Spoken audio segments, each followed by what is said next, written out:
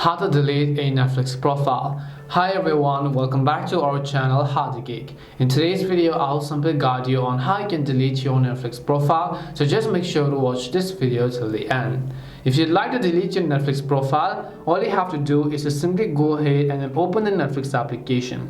Once you launch the Netflix application, what you want to do is over here, you'll simply be able to see all of your profiles. Now also keep in mind that you'll not be able to delete your primary profile on which your Netflix account was created with, but you can delete the rest of the profiles. So in order to delete a specific profile, tap on the pencil-like icon from the top right hand side and then you'll come to this page.